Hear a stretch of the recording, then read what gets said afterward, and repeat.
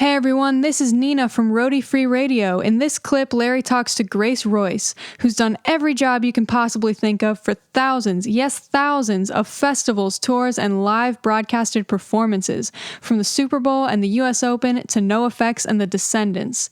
Here, Grace tells the story of how she learned what a pop show needs versus what a punk show needs. If you want to hear more from Grace, you can listen to the full episode, number 127 from March 18th, 2019. Thank you for listening and subscribing. Here's Larry and Grace Royce. I remembered my TM. I don't know why I was blanking, and I guess I hate name dropping or whatever, but I just want to give him a shout out though. Yeah. My TM from NoFX, Kent, is the one running Slims, and the I'll just go ahead and drop a few names. Fuck it.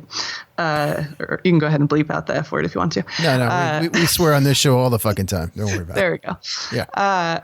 So he comes in, and I'd advanced the show pretty well. I was piloting Simon Cowell's new pop project, and I'd always wanted to work for Simon, and I knew he's going to be rough on me, which is, like, you need to have a little bit of those people in your life that are willing to be like, you're not shit, you need to do it this way, and really like knock you to your knees, And I'm not saying you just take it, but I'm saying where you don't fight back, your place, and you have someone that's going to right size you, and that's who Kent was for me back when I was a punk kid.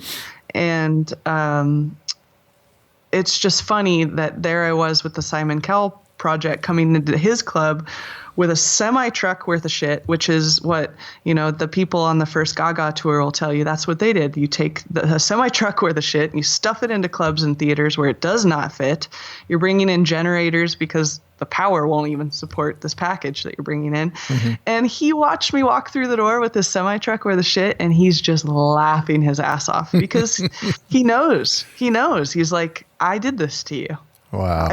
I made you the kind of engineer that can walk into a club that, he hadn't, they upgraded their system recently, and I believe it's a pretty nice acoustics rig, like maybe a small car hang or something. But the last time I was in there, I was probably the last financial push to help that happen, honestly. But the last time I was in there, I was like, holy shit, this is not enough speakers. Like, what people don't tell you about pop gigs is, I always thought it was really hard doing metal gigs where you have to get it really fucking loud and it's got to be clear, and you got to have both of those guitars can't be competing, and you've got to just have that nice blend. And it was always difficult, but I got really good at it. I got my ass handed to me on a pop gig because nobody tells you that what you're battling against, he can tell me what he wants to say about like sound quality, and this boy is supposed to sound like this and that boy is supposed to sound like that. But oh my God, 112 decibels of screaming girls. Fuck your mix. Fuck that mix. Ain't nobody hearing shit. Right. Right. I've got a SPL limit of 109, and these 14-year-old girls screeching at 4K. They just hit that note where you're just like, oh, I'm going to go deaf. Yeah. Yeah. A metal gig, like, your hearing is safe compared to go do Justin Timberlake or something like that. Oh my God. And I had to phone a friend. I was seriously like 3 gigs into that. I had to call one of my buddies that was big pop guy. I was like, help. I don't know if maybe I suck at this. Maybe I'm a shitty engineer. I don't know. And he gave me the lowdown on a couple of plugins that was like, dude, you're not a shitty engineer. If you do not have these plugins, you are so fucked. Because the boys would like pull their mic down, they're about to do the it's all about choreography and pyro, right? Sure. It has little to do with singing, though they were gorgeous singers, but they would take the mic down and then 112 decibels of screams would come through it. And I was like, I'm going to die, Wow. But back to Kent and Slim. So I walk into this club and he's got the old PA still hanging there, and I was like, dude, I am fucked. Gracie, you got this. We did gigs in Portugal where there was like barely enough PA to fortify the vocals, and the guitars are turned up to 11 and the kids are jumping off the balcony, and we made that happen. You'll be fine. I literally took side fills and wedges and was like ratchet strapping them to these poles, and he's dying laughing. But that was it. He taught me how to go into clubs where I was the only tech.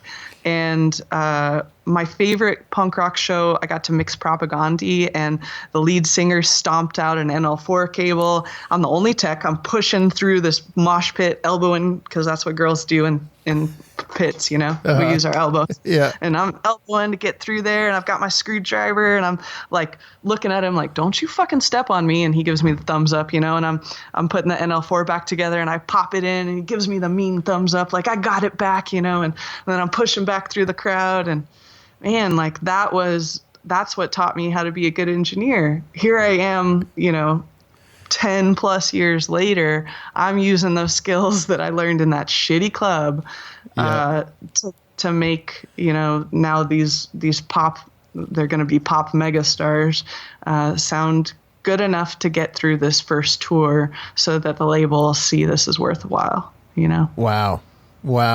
And he was stoked. Awesome, man. I bet he was stoked. Yeah. It was like buying our t-shirts and stuff, and I'm dying laughing as we're rolling out. I turn around, and of course, like every loadout is just a pain in the ass because I've got thousands of girls surrounding my semi truck and my buses, and I learned to park the buses a whole block away from the venue so that we would like kind of bait the girls in the wrong direction so I could load out. Right, right.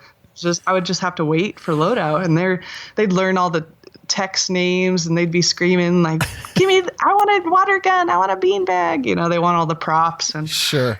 I turn around and Kent is just decked out. He's got the t-shirt, he's got the hat, he just loves and supports me no matter what. And that's what I love about my network and my team. Like, I don't care if it's a dirty punk tour, it's a metal tour, or we got some pop megastar, because our values aren't inserted in who it is, and the fame and notoriety is not a part of it. It's about producing the best show ever, and we root each other on, Hey, what's happening, roadies? It's Larry here. Just wanted to thank you so much for listening to this short clip. I really hope you got something out of it. If you can take 2 seconds to head over to iTunes and drop us a review or a comment, we would greatly, greatly appreciate it. Keep listening, keep coming back, stay healthy out there, and remember, no roadies, no rock and roll.